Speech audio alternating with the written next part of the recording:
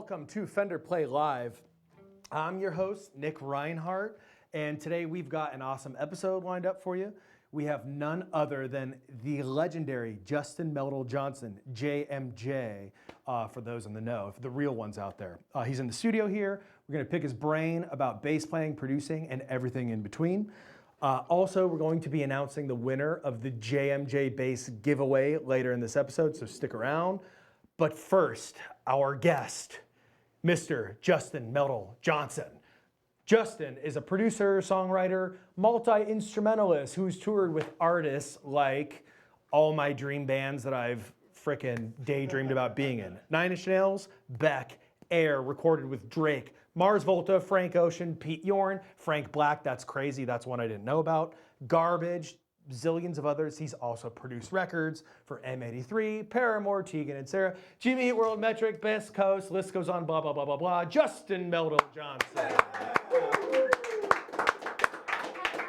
Thank you for coming, my friend. It's my pleasure. It's good to see you again. Yeah. There we go, one of those.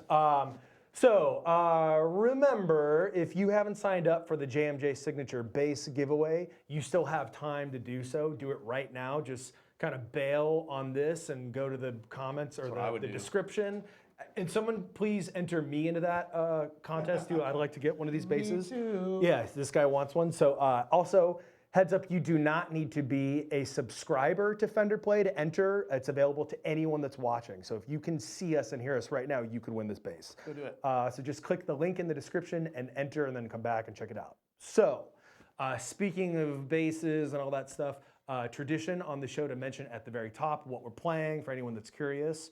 So I'll go first. I got me this American Professional Jazz Master that's kind of modified with these Curtis Novak pickups. They're the Jazz Master wide range. I got some Legos glued on there just because why not? And I got a Mastery. I think it sounds like this.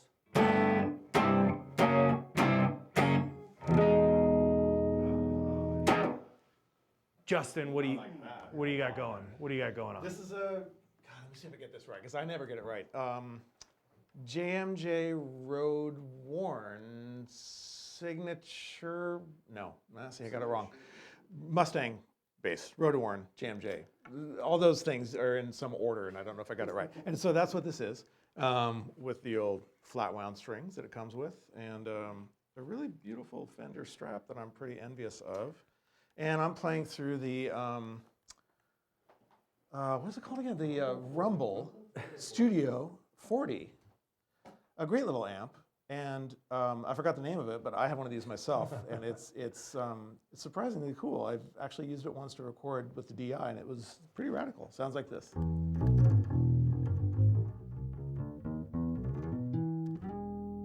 Nice. Okay, so let's get into this. Yep. Someone is going to win one of those basses. Yep, and what is that? That's, all right, you brought along the OG. So let's talk about what this bass is. So you have like your baby bass, and at some point you just somehow tricked Fender into making a signature model of that? That's about right, because I don't know if I ever deserved it in the first place. But yeah, somehow I conned them into it. Here it is. I'm going to show you right now. So this is the guy. This is a 66 Mustang. And what you have here is, it's just got some idiosyncrasies, as any instrument of the era would. Like the thumb rest thing is, I don't know if that's in the right place. It looks like at some point someone had it down here and then they moved it. And so I don't know what's right or wrong, but we thought it'd be kind of fun to just leave it like that. And it's just served me really well on the road and in the studio. It became one of these things that I didn't really know that it would be so universal. So in other words, like, it became more a standard thing for me, even though I got like a ton of basses. It became a thing that could do more of a broad range of stuff than most any other bass I had. And sure. One of the things I started finding out was that it was particularly good in like really densely recorded modern music, especially when there's a lot of synth action and synth bass and that kind of stuff, because of the way it pokes through the mix. Sure. The note of it is mid-rangey and kind of, assertive. So anyway, it became really useful to me. I hit up Fender about it, or they hit up me. I don't remember, but a lot of kids were asking where can they get a Mustang like that. They couldn't find a vintage one that was cool that they could afford. And it's dawned on me and the Fender dudes that we're like, why don't we make something like this that was affordable but like righteously similar, tonally, feel-wise, everything. And so we hashed a plan and started doing remember it. coming to this Fender office in Hollywood a couple years ago and walking in, and there was probably 7 of these laid out, and they were color testing them. Yeah. And it was insane, like how precise they were working on getting the accuracy of the color. Yeah, so the color's one thing. Like just the way the blue ages and it gets this grayish kind of situation, and it sometimes even more green.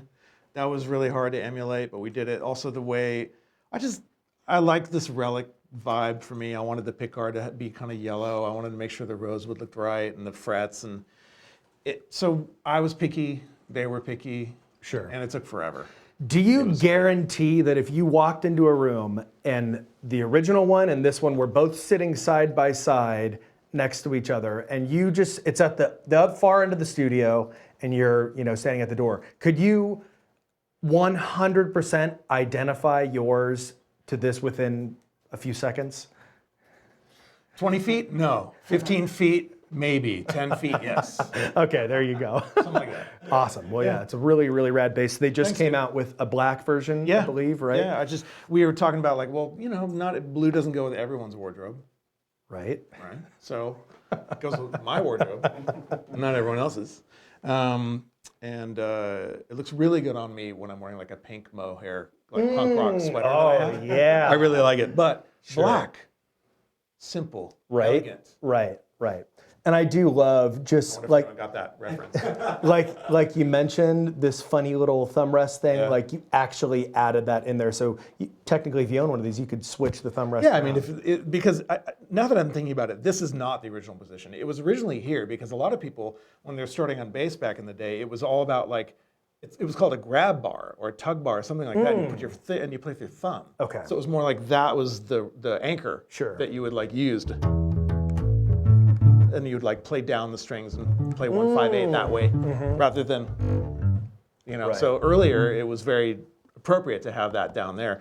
Then someone did it up here where it's more kind of more useful for modern style playing, I guess. Where did you get the original? Do you remember? Is there a Yeah, I got it at this really cool guitar store in St. Paul, Minnesota, and my tech from touring found it for me there. But I forgot the name of the store. Willie's in St. Paul or Minneapolis, right in there. Do you remember what year? Probably about 15 years ago. Wow. Okay. Yeah. So. Well, since this is Fender Play Live, which of course is Fender's learning app where users can learn to play guitar and bass, we like to dive into every aspect of music playing and learning. So let's start from the top with Justin. Talk about, I don't know, what got you into music. I got a guitar when I was 11 because my stepbrother had one. I'm like, I want to play guitar too. So simple. I got a bass when I was 11 because a friend of the family had this little junker bass. He's like, oh, you like music? Here, you should try bass. So it's like that kind of thing. Sure. It's really organic. But for me, I'm a bit older. When I was 11, that was the dawn of MTV. Okay? So for me, coming home from school, sitting on the couch with this, oh God, I got a bass, this is sick, and we didn't say sick back then. We didn't have that word. You say groovy. This is rad. Rad, okay. So we still use that. So anyway, me, couch, MTV, playing along, whatever. Rush videos, Flock of Seagulls videos, Dire Straits videos, Duran Duran videos, Missing Persons, whatever was on, right? I'd be like, yes. And I'd just be teaching myself watching TV and listening to records as well. But that was like such a catalyst for people of my generation. Like right then, crystallizing with MTV being on the air. Which is amazing because we've talked about before on the show where it's like now you just pull up a YouTube, you can slow the video down on YouTube. There's Fender Play, which is like, even when I was a little nerd, it was like, oh yeah, sign up for guitar lessons at like the local guitar shop and kind of get them once a week, where now it's like, it's crazy to think about the resources that kids have nowadays to like learn how to play an instrument versus, oh cool, I gotta wait till my favorite video comes on. I'm gonna sit on the couch and like, oh, there's the Missing Persons video. Cool. I remember this one from yesterday when I tried it or whatever. Yeah, for sure. Yeah, it was more happenstance, more random. But honestly, I am seeing now that like the musicianship quality is terrifying. Like it's Dude, crazy. when you see a 18-year-old that's like ripping and you're like, I kind of could do that when I was like 29, I figured out how to do that little Right. trick, and he's Right. just like, he or she or whoever, it's insane that like Yeah. how it's evolving, playing an instrument has gotten. Right, exactly. And I think that it's evolving. Like it's real. Like the resources are being used. You're seeing it, and it's not just technical facility. It's coming out in people's like the sophistication and how they compose and stuff like that. Like it's pretty exciting. Right. I think maybe early on I was a little bit more like poo-pooing it or thinking that like, well, they weren't in the garage with the band, like, shedding it out like forever, like I was, and that doesn't, it's just irrelevant. It doesn't matter anymore. It doesn't require, that's not like the requirement for entry, in other words. And there's also just this other kind of like layer of playing an instrument now where it's like, it's all, you can be like an internet-based person that doesn't, hash it out in the garage. And That's there's this whole other thing that even I'm like, whoa, that's crazy. You couldn't do that, 20 years ago when I was figuring it out. So yeah, it's evolved to a really interesting thing that's all positive, and like I said, resources and options, especially for like, young kids that, oh, I got to save up $35 to get this lesson, or my parents can't afford this lesson now. So it's like, oh yeah, Fender Play, whatever, this whole thing. It's like, I mean, this is free. You can do a free version of Fender Play, right? Like there's kind of like trials. You can get a trial and just kind of like head in there and see what the vibe is and figure it out, in addition to all the other, insane amounts of resources. Yeah, I mean, my parents wouldn't even buy me lessons. Right. I didn't even have that resource. And Right, so at right. a certain point, I thought like, well, I'm a pretty decent bass player, and and then it was like, you find a band, and that was the only, find some dudes to jam with. Right. That's it. That's all you have. And so now I'm finding it like I'm embarrassed or shy about even like picking up a bass in front of some of these kids because they can like play circles around. Yeah, right. Easily. Right. For sure. Right. So anyway, yeah. Inspirations, favorite bass players. Give me your tops.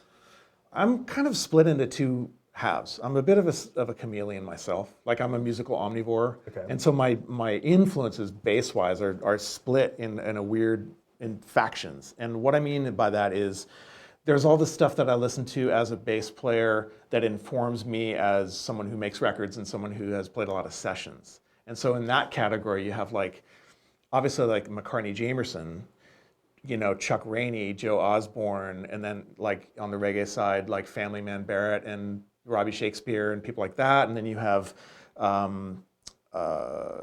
Carol Kay, and you have Bob Babbitt, people from the Motown Circle and the Wrecking Crew. So that's always been hugely influential to me, also because that music was playing in the house when I was a kid. Right. So that's inevitable, the osmosis of that. But there was also just what I love musically, which is more on the punk, post-punk, shoegaze, dream pop, whatever zone. And so and that's a huge spectrum of stuff. But like my favorite bass players in that realm are like Peter Hook, Graham Lewis from Wire, Dave Allen from Gang of Four, like Daryl Jennifer from Bad Brains, and like a huge spectrum of people from anyone who's ever played with Black Flag. Like I have anyone who, I have a huge spectrum of stuff. That's funny you mentioned that, because I was driving over here and I was like, if someone were to ask me my favorite bass player, whoa, what would I say? And I was like, Dukowski, Mike Watt, like exactly. Watt, those guys from those are bass players that I like heavily, like draw from myself. I was wondering what you would say if you were asked that, because yeah, for sure Watt, like that was also a thing where there was people like Watt who were super musical for their genre and zone that they're in. Right. So like for me, playing along to Minutemen records was sick. Like it was very, very informative and helped me realize that like musicianship in itself can go many different ways, and there's never a reason to be prejudiced or snobby against it, because there's so many ways for musicianship to manifest itself. Sure. If you see what I'm saying. Yeah. I think it's interesting too that I found over the years where I'm like, whoa, like okay, yeah, I have my favorite guitar players and stuff that have like, you know, I've drawn from, but like, I'm super into drummers. I feel like drummers have like almost as much of as guitar players have influenced my guitar playing. So I mean, that's a whole thing too, right? Yeah, for sure that, and I think as you become less focused on your instrument and being like really good in your teen years or whatever, you start to broaden out and you realize, like, for me, my thing is sound, people who do, you know, experimental music, sound design, and synthesis. That's like my zone that I'm really obsessed with and have been for the past maybe 20 years. So yeah, I totally feel that. And that's being informed by that, by like the, you know, realizing that there's always something else around the corner that you don't know about is really the thing that keeps you musically hungry, musically young.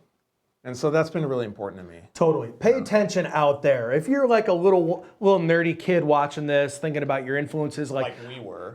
I was like, Kurt Cobain, Nirvana. That was my thing. But that's a really good way of putting it. You never know what's right around the corner, because I was a punker, and then at like 15 and a half, a friend shows me some like electronic music with fast drums, and I was like, wait, this is like blowing my mind, because this has like the energy and like the aesthetic of this thing that I like over here, but done in a completely different way. You know? Like, do I like this? Maybe I like this. It's okay to like this. Yeah. Yes, absolutely. There's always something else. Like, you know, like I became a reggae obsessive at a certain point. And before that, I was like, I didn't have any interest, and it just became a way that.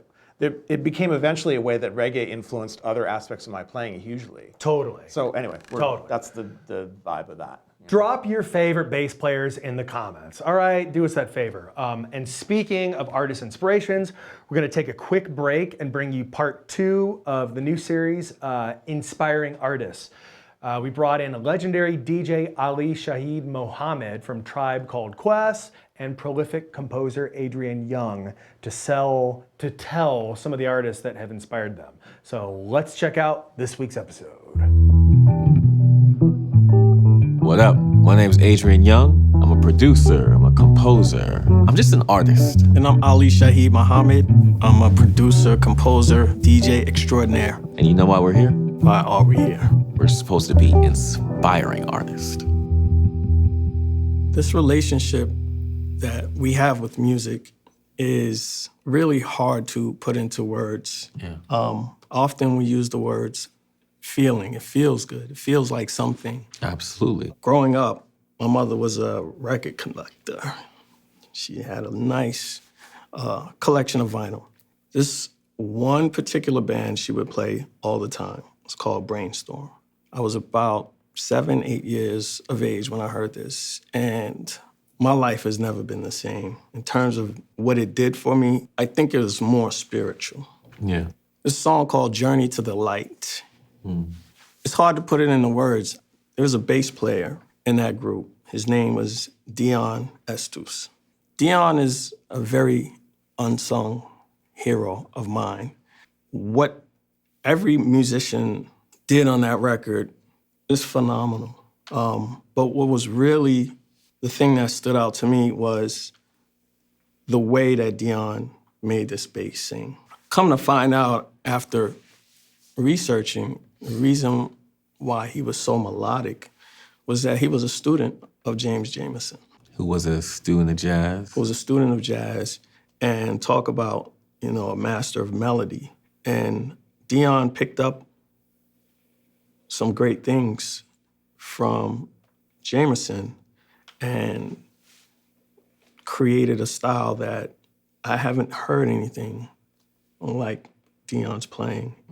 One of the things that stood out to me was the way he would slide. I mean, he did these slides, and it was rhythmic, and the bass was singing. And he put together something that was kind of jazz, soulful, and even like this Latin flavor. And he made the bass talk. An example of what made Dion so special is, I'll give you a simple opening to the song Journey to the Light. It's funky, right? But what Dion would do is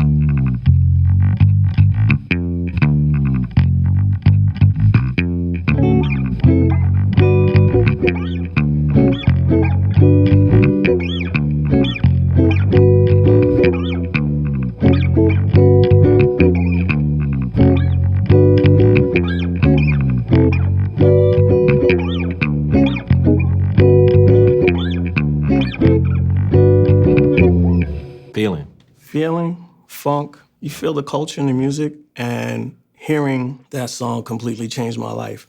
After that, all I wanted to do was make music and hope to one day get to a point where I could play on the level of Dion and write music to the level of the song Journey to the Light.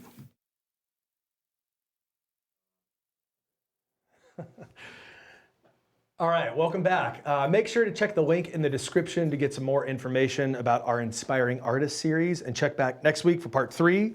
So, okay, Justin, we talked getting a bass, nerding out on the couch, talked some influences, favorite bass players. So, all right, you have found yourself in this world where you play with a bunch of people, all sorts of different musical settings, atmospheres, genres, all that stuff. So, let's talk about that. Practicing in those different formats. For instance, okay, here's one thing I was thinking on the way over here. So Beck, you played with Beck for a really, really long time. I've heard that Beck has a very extensive playlist that, like, to play with Beck, you need to have like 75 songs, like, learned kind of thing. True? Absolutely true. Okay, so talk about doing that, but with, 10 different bands. I mean, everyone that I've played with, especially talking about Beck and Nine Inch Nails, the repertoire was already massive, right? So you got, I remember when I joined Nails in 2008, I had 80-something songs to learn, and I had to learn them really fast. So it becomes a strategy, and same with Beck, but that was more evolving because I started with Beck only on his second album. Right. So that way it wasn't, I wasn't thrust. Odelay? I was around in Odelay, yeah. Okay. And before Odelay, a little bit before. But anyway, the point is, and then since I've made every album with him as well, so it was a bit more easy just by natural occurrence to have that music within me. Sure. And so practicing it wasn't necessarily a thing. It was more just like rehearsing. You were there when it was being created. Yeah, It wasn't just like, here's 2,000 songs, learn 10% of it. But your question applies to like the Nine Inch Nails scenario, so I'll reflect more on that because that's where it applies. So if the repertoire is there and you have this massive body of work to study, you really, thankfully Trent he's a pro, and so he knows that he's got to dole this out piecemeal. He can't just like be like all this now. And so we had a routine, and the routine was 4 songs a day. 4, and then it later became like about 6 to 8 songs a day. New songs that we hadn't touched on every day. Okay. And then you would also work on the songs you had done prior. So in other words, the body work would grow every day in this rehearsal scenario. So we'd rehearse 8 hours a day, maybe 10. I'd go home. I would have 4 other songs to learn and prep for the next day. And you're already kind of burnt. Whatever. Right. So the way to do it for me is I'd put all the songs in Pro Tools. And in this case, it could be anything you use, any DAW. And you have them in the DAW, and you because that way you want to be able to move around, and you also want to be able to loop. So I'm probably saying something that a lot of viewers know, and you probably know. GarageBand. You could probably do all this kind of stuff in GarageBand. So you have each thing you need to learn on a track, and in my case, I make markers for verse, chorus, pre-chorus, bridge, blah blah blah, and I have it all look, and that works for me because I'm also a record producer and an engineer. So seeing it in a linear fashion with all these markers helps me assimilate it more quickly. Right. So I would do this song by song, and it's all about starting small. It's just like when you practice, like when you're trying to learn something, like you don't start out going, you go. Right. And you really want to feel each note and really perceive it mentally. And you don't want your hands to just do motions. Right. You want to hear it. You want to hear it first. You want to even be able to sing it in a way before your hands are just on automatic, just by rote, kind of playing something. Same thing goes when I'm learning this big repertoire. You break it down small sections, and in one of these pieces of software, it's easy to slow it down too. Do that. And we didn't have that back in the day. No, I understand, but we do now, so we got to use that. Totally, So yes. it's really feasible to like learn this music really fast and just take it small. Take things by small pieces. Really know them before you move on. Have it be relaxed and automatic before you try and digest too much more. That's my kind of general advice. And okay, what about outside of learning a band's catalog or whatever? Do you practice now? Do you ever sit down with a bass and practice? Me too. Is that what is that? I think that you need distance, because if you're doing it all day, either in your case in the studio or live, same for me, I guess, you need time to mentally absorb what you're working on. And so for me, I find, like, especially if I'm doing like a session, like a bass session where I'm playing on someone's record and I'm in there for 8, 10, 12 hours or whatever, well, that's my practice. B, even on a day when I don't have a session, I just need time to sort of like think about music in a more remote way. Maybe it's just listening to music. I was going to say listening is almost a form of practicing. Of course it is. Especially because, you know, like if you're, I don't know, very rarely do I sit down and I'm like, oh, I want to learn how to play this song by so-and-so or whatever. But like listening to a song, your favorite song that has an interesting bass part or guitar or whatever it is, like that is practice in itself, because you're kind of like, you know, understanding, like really hearing it. Like there's a different form of practice, I guess, when you're just like observing something. Observing and absorbing. Also, there comes a point in your musical life where everybody, and I really think this is true for everybody at a certain point, you start to hear a chord and you know where it is on the fingerboard.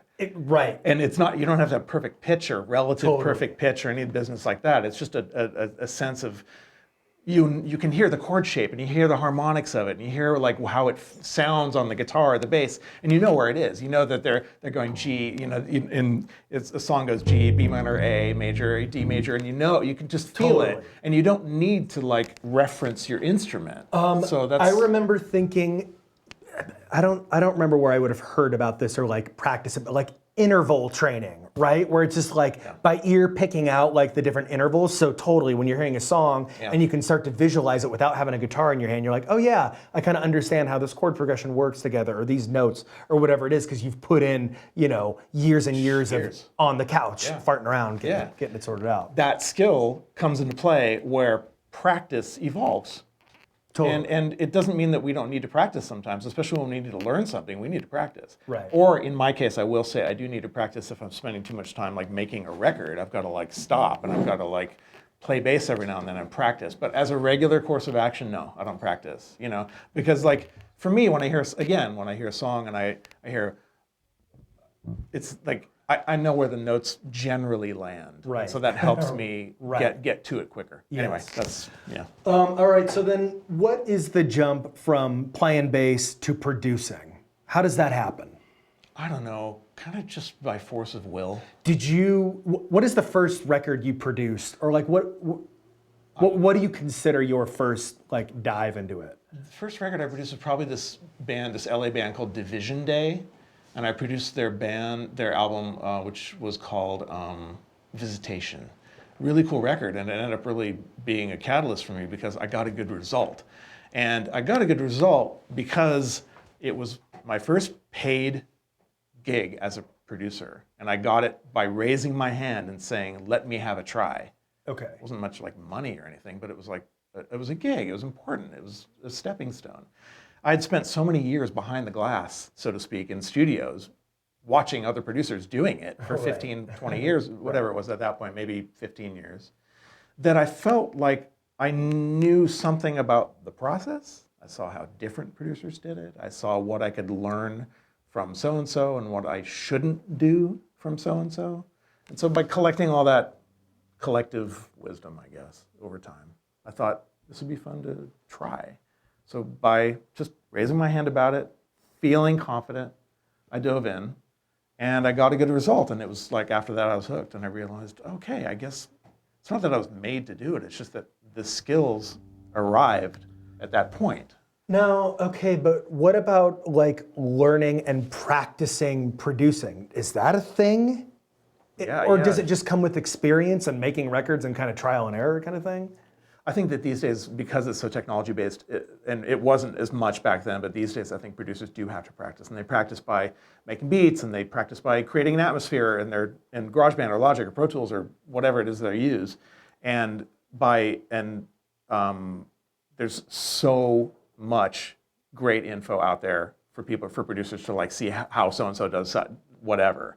There's so many like tutorials and ways to dive in, and so I think that now you have practice. Before, it was the Wild West. Throw man. you into the deep end, right? Just like, all right, There's no hey, I want to produce this band's record. Let's see what happens, kind of thing, right? there's no manual for that. Right. Just Right. dive in. You just you didn't have a choice. You had to just try. You know, it's really cool. Like the technology available really, like I learn things all the time.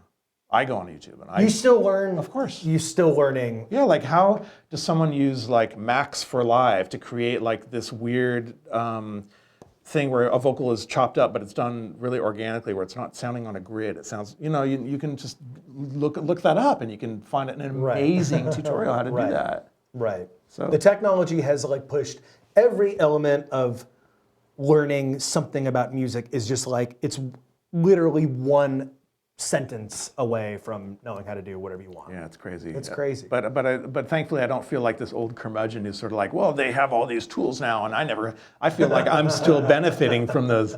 Right. You know, I'm still learning. Everyone's still learning, and that's a Right. bit of a cliche. Like you hear pros like say, well, oh, we're all still learning. You are. Like it's not just something you say Right. to sound modest or whatever. Like everyone's learning, man. Right. Like it's just the way it is. Well, speaking of learning and practice, we're going to get to this icky word that we call homework, but actually in this case, homework's like fun. We try and make it that way. So for you players watching at home, we're going to give you some things you can work on after this show is over to help hone in your skills. These are just some simple things you can work on, but make sure to check out this episode's playlist link in the description for more lessons on Fender Play. Hey, hit me with this, yeah, there you go, scroll it. I'm on a prompter here. If you're not a subscriber, try it out for free. This is crazy. Maybe you'll be the next JMJ. What? Actually, no, well there is someone out there watching right now that in 15 years or 30 years or whatever will be like making records and be sitting in this room talking to someone about this. Great.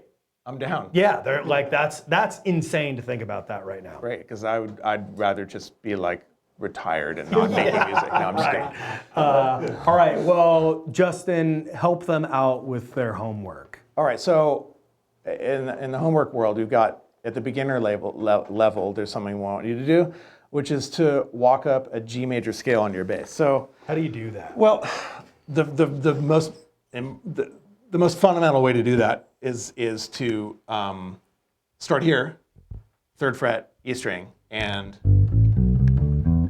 so again, my whole mantra about learning scales or learning anything is slow, slow, slow. So everyone's playing too fast. Everyone's trying to learn the stuff really quickly. Just slow it down. And the other thing to really do for me that I find useful, I don't want to say something that maybe isn't in the Fender Play world, but I really think that singing notes as you play them is a good way to just know them. I think Steve McDonald had a very similar thing. One of our homeworks was to like play a Ramones song while singing it at the same time. So that's makes total sense. And another thing to do is just to realize, well, hold on, I can actually, well, I've learned it here. Okay, so what can I do? Well, of course, play it backwards, right? So that's important, but also to take it up other strings. But take it slow. Like, what can I do? Go up the E string. Beginner. Just right. So I've gone up 1, 2, 3, 4, 5. So now I'm at the 5, right? I'm at the D. So the next logical thing is to continue up the A string with the 6th note and hear it up there, because that has a different character, different tonality. It's a different use, So that's it. So that's just some small advice I would give. Also, like starting the scale from a different point, like from the 2nd note. Don't just really. Now we're talking. That's modes, right? Ish. It's still a G major scale, Right, but both are correct, yes. Right. And that's right. Yeah. So, but I remember this from when I was like 13. I learned the modes at some point. It's gone now, way gone. But at some point down the line, I knew some modes. okay, cool. So Yeah, but sing the notes, play them slowly, feel them, like hear them, know them before you can just move your hands quickly. Sure. Anyway, that's all. And try for a clean sound. Really let those notes like have an equal volume, have it be clean. Let's not hear any fret noise. Let's see here you do it nice and like even. That's nice and slow. Make them have the same quality, each note. So that's that. And then Intermediate homework, look what it is. play us your favorite JMJ bass line. So you might have to do some research on that. So there's some that are pretty rigorous that you may not want to mess with. But like, oh, here's one. I had a band once, I'm a Robot. We've talked about this. I think you mentioned I'm a Robot one time to me. You need the band. But there's a bass line that's kind of fun that kind of sounds like that Breeders song. And the bass line is, Oh, right. but that's a fun bass line that's kind of punk. Hey, it's my interval training says that da da da. Yep. It's a fifth. Fifth, well done. Yo, interval training. That's what it is. Da da job, Nick. da. Thank you. Thank you. That song's called Dynamite by I'm a Robot. Okay. And it's literally one string, and then there's other parts of the song, but it's pretty fun because it's fast, but it's simple enough to absorb it, Right. fingering wise. Totally. That's some intermediate stuff, maybe. Okay. Advance, show us your original song. I did not, okay, I remember the concept of writing a song did not occur to me till much later. Maybe like when I'm beyond like, you know, being a little dork figuring out Nirvana songs. It's like, maybe I was 14 or 15, a few years into playing guitar. I'm like, whoa, I can just write my own song? What? What do you mean I can write a song? He thought he was covering other people's songs into the end of his days, and that's all he was going to do. Hey, respect. Some people do that. No. But there's another way. So That's right. you can write a song. It's okay. Like it's scary. I guess writing a song could be kind of scary. It is scary, but you can go like, well, hold on, B and D go together. So couldn't I just start by playing a B to a D and singing over that? And, Sure. And I've got a song. Yeah. Maybe I can add an E minor after that. You're right. And that's, right. I mean, yeah. Right. Well, start there you with go. a simple. So there's some homework. Did you like what I wrote? Absolutely. right. Well, you said, because you were like, oh, these two go together, but I'm like, let's make it just not go together. That's great. Right. So since that was the advanced tip anyway, then maybe it is more about hearing what doesn't go. Right. You know. That's like hyper advanced, where it's like now that you know the rules, you can break the rules, right? Okay. Well, before we leave, time to announce the winner of the JMJ Road Worn Mustang bass giveaway. So, Justin, let's do this.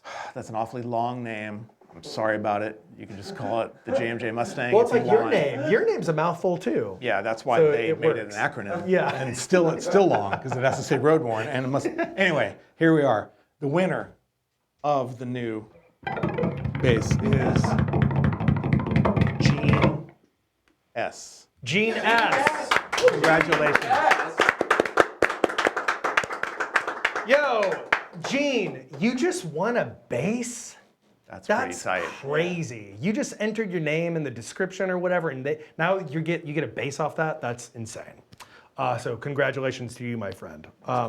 So big ups to Justin Meldal-Johnsen for coming on. What do you want to plug? You got anything going on right now? No, I'm just making records and doing some like bass recording sessions. I play shows every now and then. Don't get to do it quite enough. I don't have anything to plug. A new Best Coast album just came out. It's fantastic. Thank you. Did that. What else? I don't know. That's about it. All right. Just live life. Go easy on the toilet paper. Love each other. Yeah. And keep it simple and slow. All right, Justin Meldal-Johnsen. Thank you. All right. I'm gonna keep going. What? Look what I'm doing. That's the beginner homework for next week, I think. It's easy. All right, next up, we're gonna bring on Community Guru and see what's been happening in the community this week, the Fender Play community. But remember, if you want to learn some great bass skills on Fender Play, check out our playlist, the link in the description. So, okay, who's here now? Mr. Dylan. Hey, Dylan. I'm here. There he is. Thank you very So, what? I don't even know what guitar that is. What do you got well, there? I am so What is glad that? you asked that. Yes. What? This is a 70th anniversary, I believe. Yes. Yes. Yes, 70th anniversary Broadcaster. 70. That's 70. Yeah. So I mean, this guy's moved on for a while. Wait. That looks like a Telecaster. I'm sorry. It is a Telecaster. But why is it a what makes I that know a what you're broadcast? saying. This is a strange thing. Well, the full story of that, my producer was just telling me a moment ago, but it is verbose, and I would hate to repeat it incorrectly. However, I recommend that you look it up because it's a pretty interesting tale of lies and deceit and future and everything. It's an amazing thing. So it's like, I'm sure it's a pretty amazing story. There's a Wikipedia entry or something about Yeah, it. it's a little less interesting than I was describing it, but it's awesome. Broadcaster, then no caster, right? And then Telecaster. So B and T is what eventually came out. You guys want to hear it? You want to hear it? Okay.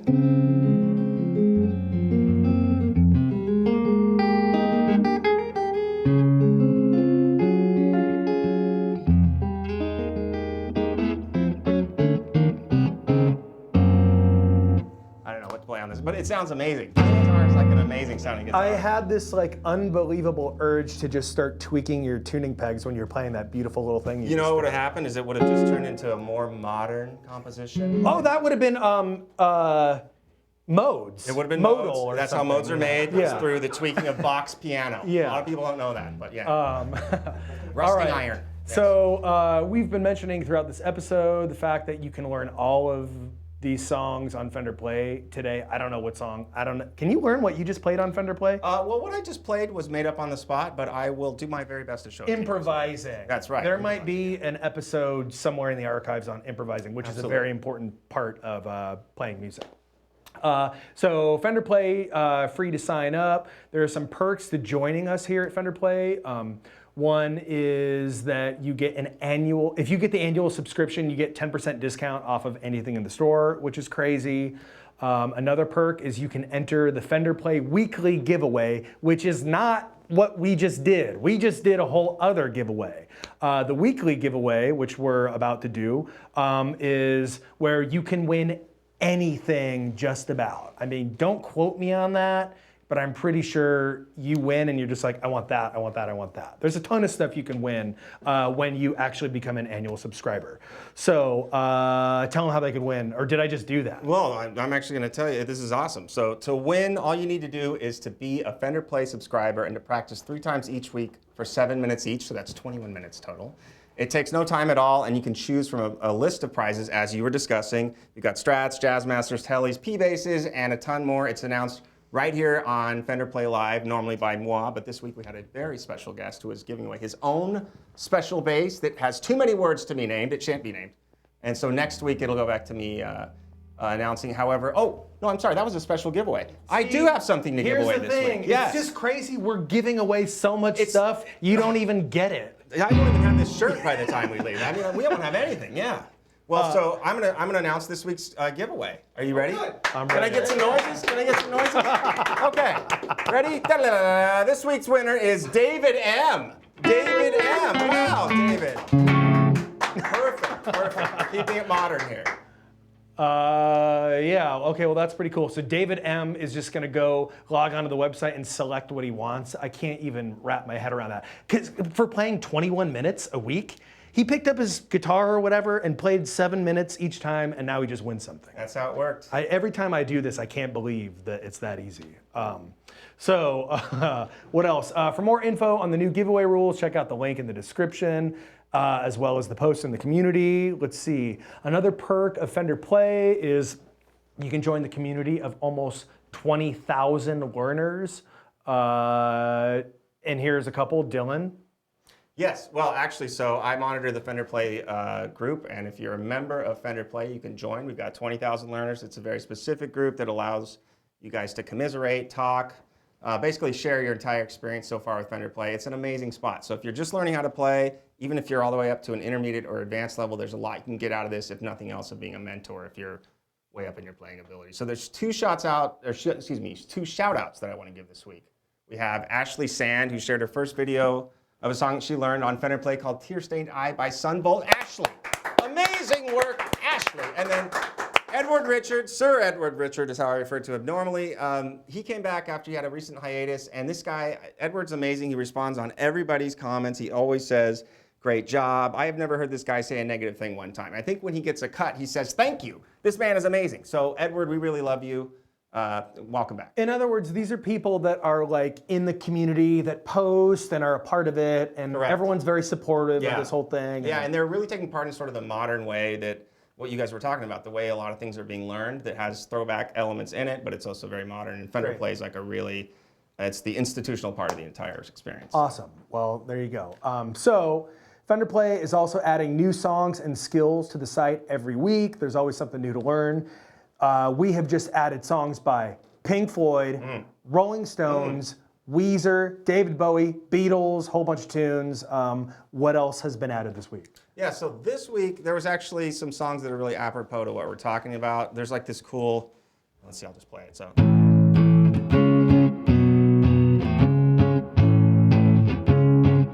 So it's called Pleaser by the Wallows, but if anybody was counting in here, I don't know if you noticed that song was in. Ba ba ba It was ba ba ba ba ba ba ba. You Yeah. recognize? Take 5. So if you wanted to learn how to play in 5, Pleaser by the Wallows is a great way to get started because it's in 5, or part of it is.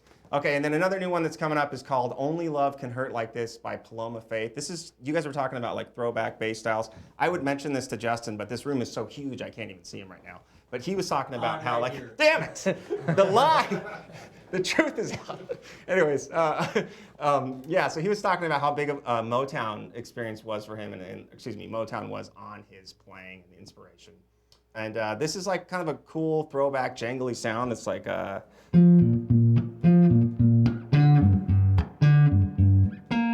with the chords it'd be.